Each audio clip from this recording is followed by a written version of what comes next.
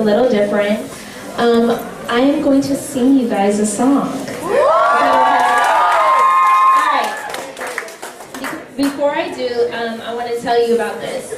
The song is called Okay. It's a song that I wrote and in the process of recording. But it's called Okay. The whole thought of it was, well, first of all, let's just talk about okay. It's called okay because it's being okay and the unokay. I'm okay and because okay. I told you guys, I blame it on jet lag, but I told you guys Psalm 38:11 is Psalm 18:35 when I spoke that first time, so that wasn't okay, but we're okay, you know? But no, the song came from my first year of master's. I remember exactly where I was. I was praying, like off in the corner, like on the side of my sanctuary, because I was like, okay, God, I know you're calling me to fast lunch. So I started fast lunch, which was horrible because that was the best meal that we got in my master's, and so I was like, why? But it's okay. So I remember sitting there, and I was just like, okay, God, I need you to speak to me. I'm having a hard time. There's so much stuff going on with my family at home, and I'm not there with them, and I feel like I should be, and this just is not okay. The world around me does not feel okay. And so then I feel like I'm not okay. And I remember just, you know, I had my prayer music going on and it had turned off, and then all of a sudden I hear like, shh.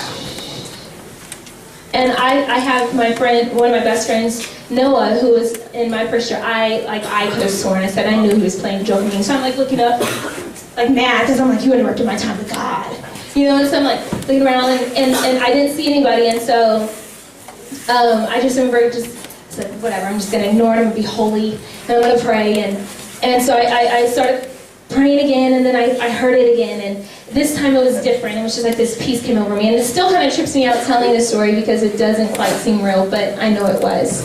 And the thing that I got was, and the thing that happened was, I had such a peace come over me like I had never felt, which didn't make sense to me because I was like, God, I feel like I'm going through hell and back right now, to be honest. But I had such a peace come over me, and then it's like everything else faded away. Everything else was gone for that moment. And I heard this still small voice, and it didn't say much, and I knew that it was God speaking, and he said, Ashley, if you had to give up all of your plans and all of your dreams, would you still serve me with as much fervency and diligence? And I remember sitting there and just breaking down and crying. I hadn't cried like that for a long time because I was that one that had to be tough. I have a twin sister, and so I figured somebody's got to be tough, and that was always me. And so I just remember crying and crying and crying and saying, you know what, God, yeah. When the world around me and the things around me don't seem fair and life isn't okay according to my definition, I know I can still be okay. And so the song is a little, it's not, I know I've kind of like laid something heavy on you, but it's not like a slow no, like I'm gonna, oh my God, make you cry kind of thing. But it is my heart, and it's just a fun way. I like to write. I'm a creative arts director, so naturally it's just what I'm gonna do. So I'm going to share with you this song, and it's called Okay. Yeah.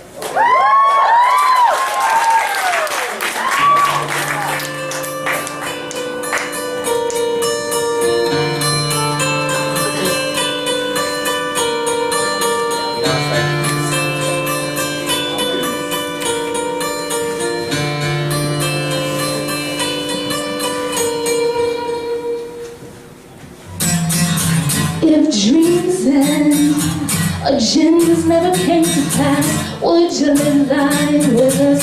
Much fervency and diligence.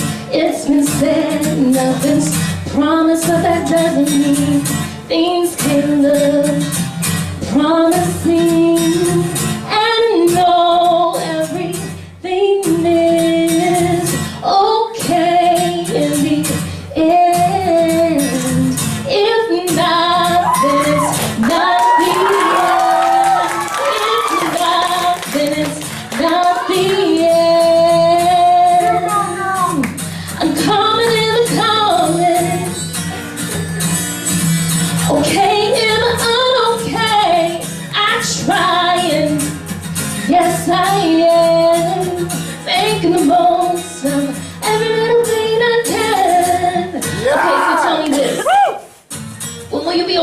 things not being okay?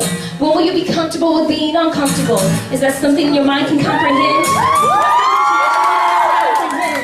That is to understand.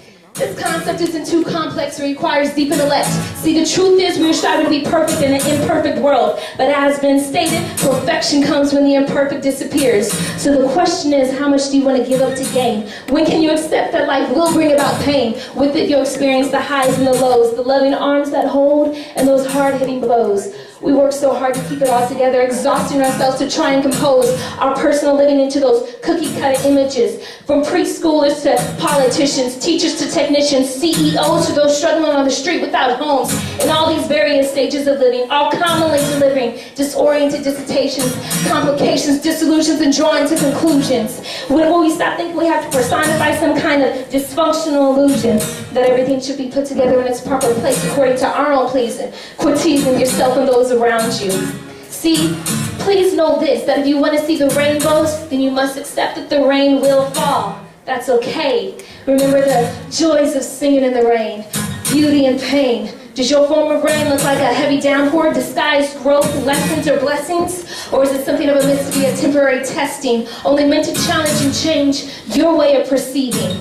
To quote from Ms. Hill, some people want to live in their reality, but need to live in their fantasies. That's not to say to stop dreaming if your fantasies or their dreams don't come true. That's not what I'm saying in the least, because they do. Whether it takes shape in this job or travel opportunities, only you know somewhere in you the real possibilities. But you gotta quit thinking that everything will work its own self out smoothly. See, everything worth having takes time and effort. So your time being occupied or consumed without the balance of all aspects of life is something that you at some point need to forfeit. So may I suggest to fully and purposely live your life to the fullest. Make the most of the people, places, things within your grasp. You must quiet yourself and ask, can I bask in the silence to gain peace and direction, to have a look at my own reflection, own up to where I've allowed my life choices to bring me to, and if need be, make the necessary change to declare that I'm through, done with any selfish way of thinking, being receptive that I still have a lot more to learn, no matter what great accomplishments I've been delivering. Life and all it holds may not be perfect and may let me down at times, so it's worth it to get a little uncomfortable as I strain for more. Walking through and out, the doors that will open and close, despite how I plan for it all to unfold. It's then and only then I'm okay with things not being okay. It's then and only then I'm okay with things not being okay. I've resolved in my mind to quiet myself and listen, to pay mind to the unconditional without hatred. I've resolved in my mind to quiet myself and listen, to pay mind to the unconditional without hatred. I'm trying, yes I am, making the most of what I can. I'm trying, yes I am, making the most of every little thing I can. It's okay, okay, yeah, okay.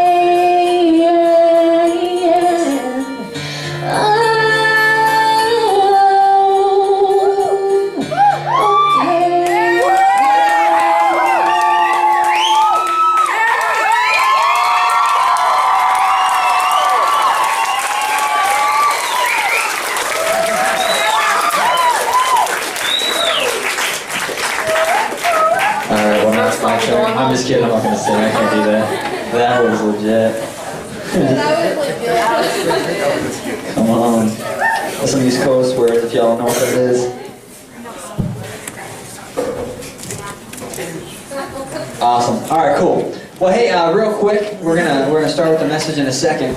But you guys are going to be receiving some pieces of paper right now. Yay. Yeah, I'm excited. Hopefully y'all brought your pens and or pencils, or your gloves, like Pastor Rob said. That was pretty hilarious. I don't know if you caught that. But hey, what we're going to do, everybody listen up, please. Shh. I need everybody's focus and attention. Hey, what we're going to do is... Shh. Hey, real quick. Everybody listen. Shh. Hey, real quick. Because you're not going to know what to do with the paper unless you hear what I'm saying. Okay, here's the deal. Hey, we really honestly believe in each and every one of you. And we want to equip you to win in your life, to succeed, to make it in your life. So with that being said, we want you to write down one question. It could be, everyone listen up. Fellas. It could be a question, pay attention. It could be a question about God. It could be a question about the Bible.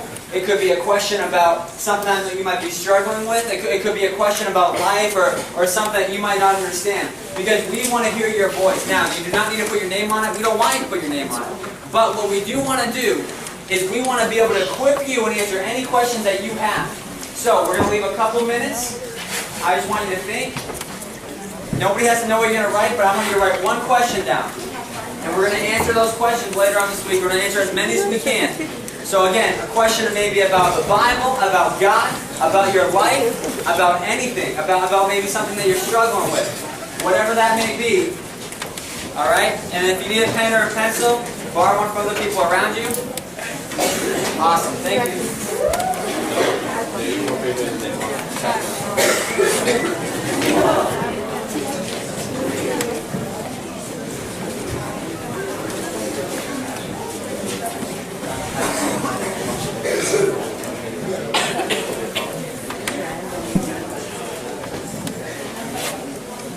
Alright, here's what we're going to do. After you are done, fold up the paper once and just pass it along this way, all the way down to the end. So just pass it down after. So after you're done with your paper, fold it, just pass it, and we're going to pass it all the way to the end, okay? No, you don't have to put your name. If you want, you can, but I mean, you do not have to put your name at all. But hey, real quick, everybody listen. Shh. Hey, please, everybody listen. Please don't be vague in your questions. Sometimes, like, be specific. If there's something like that your question, give us a specific example, because sometimes it's hard to answer a question because I did not know exactly what you meant by that, okay? So if you need to use an example or something like that, please be like at least a little specific in that, because if it's vague, it's really hard to answer that the best that we can. Alright? Cool? Alright, finish up and then just pass it down. Pass it down to the person next to you. Keep going this way towards the guy's side. Thanks, Donald. While you're writing this out, I had a few people come up to me today and they go, "Are you going to tell a story tonight?" So I might as well tell a story. I like stories. Let me tell you why I tell stories. If you read about Jesus Christ in the Bible, He always told stories and asked questions. Isn't that interesting? He did that because it determines the motive of a person's heart. He told stories, and a lot of times we give answers and preach sermons. So I try to put my messages together in such a way that there would be more of a model of Jesus than the model of my friends or what I grew up or my hermeneutics or homiletics class teachers. I try to put something in there that would be that model. Stories are powerful, and most of the stories I tell are true stories. And I love true stories because you can't twist them around. This story is about a man named George Danzine. And it goes with the message tonight a little bit. George Danzine had a huge question in his mind. And the question was, he thought, I want to become the greatest mathematician that the world has ever seen. And then he said, here's his question, is that possible? And so he started out in high school. He started out in high school to accomplish his goal. And he won scholarships to some of the greatest Ivy League universities in the United States of America, and actually in Britain as well. Oxford gave him a scholarship. He had all these opportunities to go and study math at the top level. And so when he went to the university, he started out from the very first time and he said, I want to get straight A's. And he asked the question, is that possible?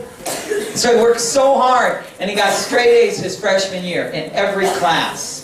He got straight A's his sophomore year in every class, especially the math classes. He got straight A's in all through his junior year. All his senior year, he had straight A's. He was in his finals of his second semester of his senior year. He had finished all his finals but 2. He was so tired from studying that he had a math final, his top math final, waiting for him. And so he went and he was going over his notes, and he put his head down and he fell asleep.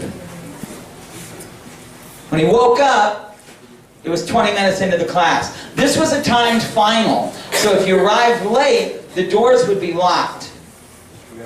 He ran through the campus, so now he's 25 minutes late to his class. His final is 52 minutes long.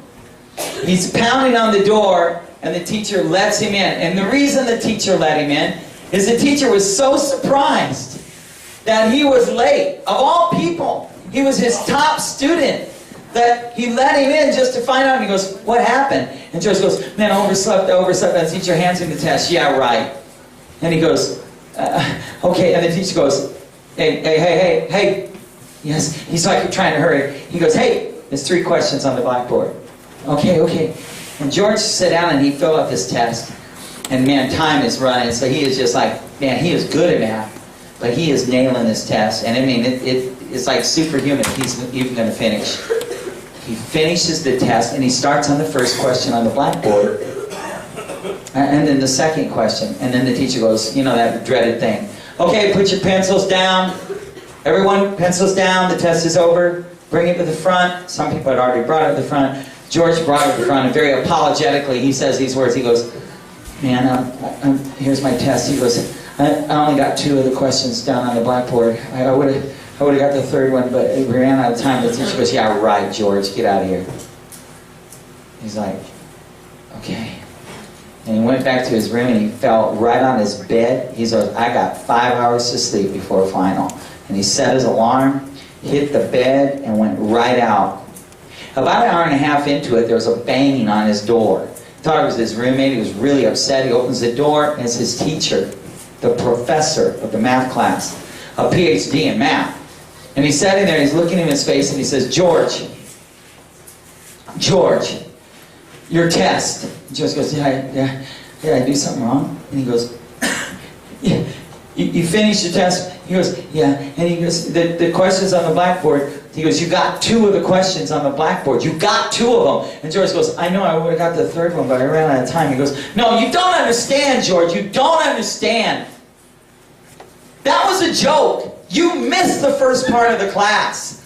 Those were the 3 questions that Einstein couldn't answer, and you got 2 of them right. And George goes, and I would have got the 3rd one, except I ran out of time. You know why? No one told him it was a joke. No one told him he couldn't do it. And if no one tells you, you can do great things, because that's how God's built you. You have been built. So maybe you shouldn't let people tell you stuff, because sometimes it just messes you up. If they're not going to encourage you, if they're not going to encourage you to dream, if they're not going to build you to have faith, if you don't want to believe in God, then you're going to have to just live under the facts, not the truth. Remember, but if you believe in God, the truth will override the facts, because what God built man to be is like Him. And when you think the thoughts of God, that's what Einstein wanted to do. George did it that day and conquered something that no one thought he could. I love this story as well. It's found in Judges. It's in the Old Testament.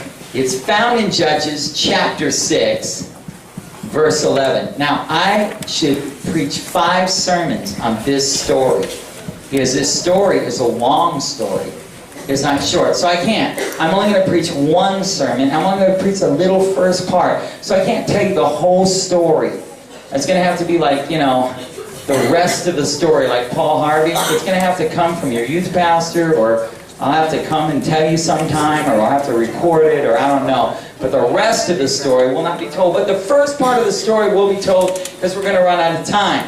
And people say, well, it doesn't matter. Well, it does matter, because you guys have about a 25-minute ratio. Then you click off. It's how people are. It's how we work. We're built that way. So we're going to give it our best shot to cover as much ground as possible. I love this story. It's a story of a man named Gideon, you know the story now, and the Midianites. Now listen, the Midianites are Bedouins. You've got to study history for this. I'm going to put history in the story, Bible in the story, people in the story. Bedouins are unbelievable. The Mongols were Bedouins. Bedouins are the kind of people that Mongols would actually ride their horses to fight, and they wouldn't stop. So they would just go to the next war and go to the next war. So they would take raw meat, cold meat, warm it up under their arm, I mean, like, I hope they didn't have to. And then eat it, because they wanted to win. Bedouins are crazy people. Bedouins don't have a place. They don't have a fortified city. In the time of the Bible, all wars, remember the Bible was from the beginning of time. So all wars up until this time in the book of Gideon were fought by the rebels would attack a fortified city and usually lose, because the fortified cities were strong. And so you would come, remember the walls of Jericho where they marched around, and if God didn't knock them down, they would have lost that battle, because attacking a fortified city was tough to do. Now, the Midianites changed the rules of war. It's the first rule change in war. What they did is there was millions of them. The band of Midianites during this time that was coming over to Israel to fight them, this group was a group that when you put their camels and their families, and I mean the whole family, everybody traveled, and their kids and everybody together, it was 3 times the size of Vancouver. So they would pull up to a town like Whitehorse or Yellowknife, and they would park outside, and they're huge. They're millions of people. And they would set up camp, and then they would go around and rape. And here's what they did. The Israeli people were farmers, and they had, the way their land's laid out, they had farms, and it was an arid desert place, so they would dig wells down in the ground, and you saw it all through the Bible how Jesus talked about it. So it was a little different than here, and in that, they would come, and here's how they changed war. They wouldn't attack the city. They would go to everybody that was outside the city, all the farms and all the little places, and they would kill them. And they would take all the crops, and they would eat them. They would take as much water as they could for themselves and their animals. And then when they're finished eating the crops, they would burn all the crops to the ground. They'd leave nothing behind. They would finish. They were going to leave. They would throw rocks and poison all the wells and throw debris into the well. So now you had a huge cleanup job. And this had been going on for 7 years. They would come in, raid all the harvest. See, their goal was this. Their goal was, we'll take away their food source, we'll weaken them, we'll make them work really hard, and about the time the harvest comes around again, we'll be back. We'll move on to the next nation, and we'll do the same thing to them. The Midianites were a formidable host. And so they would tear up the land. They were desperately cruel. They would kill all the old people and put the children into slavery. Millions of them, 3.5 million people moving around, and the soldiers themselves most of them were soldiers.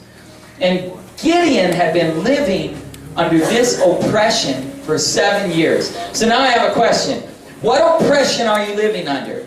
What thing is coming and robbing everything that's supposed to help you? Every time you seem like you're getting ahead, every time it seems like there's what is that thing that comes in and attacks your family, your people, your town, your church, your youth group, and you? Which one is it? What is it? Because there's always something. The devil sends something just like this. And what they do is they take away your advantage for the future. The goal is to say, we'll let you survive, but barely. And basically, every time you dig yourself back out of the hole, you come to camp and you start giving your life to God. And you start praying to God. And you almost go, what's the use? Because when I go home, this thing's going to come back and take it all away from me. That's what Gideon was facing. And there's a reason. And so Gideon, God sends an angel. The angel is sitting underneath a tree. By Ophrah, not Oprah, it's a city, Ophrah, and he's sitting under an oak tree, and he's sitting there trying to get shade, and he sees Gideon walking by, and God sent this angel with specific words for Gideon. Now Gideon was from a tribe that was the smallest tribe, insignificant tribe.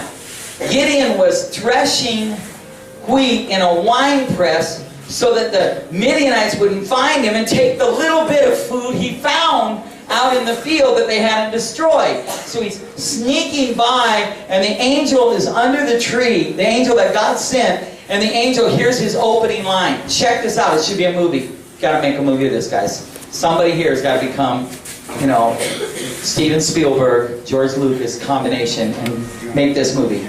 And then you got to tithe. Tithe to the camp too, they need their help. The angel says, "Hail, thou mighty man of valor! The Lord is with you." Here's Gideon. Man, I hope I don't get caught with this little bit of wheat. Hail, oh God, thou mighty man of valor. He's like, the Lord is with you. It makes Gideon mad. It's like someone comes and preaches at the camp and it frustrates you. Most theologians feel that God sent his angel not to... a lot of people preach like that was a joke, like the angel's making fun of Gideon, but he wasn't. God told this angel, treat this guy good. He's kind of timid. He really has an attitude right now. He's kind of down on God. He's kind of a little quiet. But in a few weeks, this guy is going to save his whole nation. So treat him good. This guy is a mighty warrior. It's amazing, because Gideon didn't feel like a mighty warrior right then. He felt like, what the heck? Who cares? What's the use? That's how he felt. His tribe was the worst. He was the least in his family. They told the angel, what you're going to find will not impress you. What you're going to find will not impress you. But he is not yet what I planned for him to be. I wonder how many people, when I look at you, I didn't look to be impressed by you. I looked and said, God, show me, show me. For the last few days, I've been saying, God, show me. Show me, show me, show me who's in the room. Show me what the plans are. Show me what you have. And you know what? There's some pretty big things cropping up on the agenda for your lives. I don't think you want to miss it. See, he said, God said, he's going to do something so great that thousands of years later, somebody will be preaching about him, talking about him. His story will be told. So treat him with respect. He's a great man. So the angel saw Gideon and spoke to him of what God saw. Not what Gideon saw in the mirror, but what God saw from heaven. Have you ever looked in the mirror and not liked what you saw? Dude, if God said, Lloyd, how would you like it? Well, I'd like to change a few things. Number one, I'd like to be taller than Matt, for one, because he has an attitude. I'd like to have a Brad Pitt face. That would be nice. I mean, there's a whole lot of things. I look at myself and I don't see what I wish I wanted. But God don't look like that. What God says, I got something that you can do that nobody else can do. Just you. And so we always think, if you don't do it, God will pass you by. Maybe it will never happen. If you don't do it, maybe a whole lot of people will just be left out because of you. Wow, that ain't fair. Because we all depend on each other. The first time we talked about community. God believes in community. And so our community is affected by what we make decisions. So there's some things I won't do for myself, but I'll do for you. Because when you put that kind of weight on me, I'm like, okay, God, if that's the way it works, then give me the power to do it. So the angel said, God had sent him, and he said, the Lord is with you. Gideon got mad. What did Gideon say? Check this out. Gideon says, I'm really glad to hear that the Lord is with me. Wow.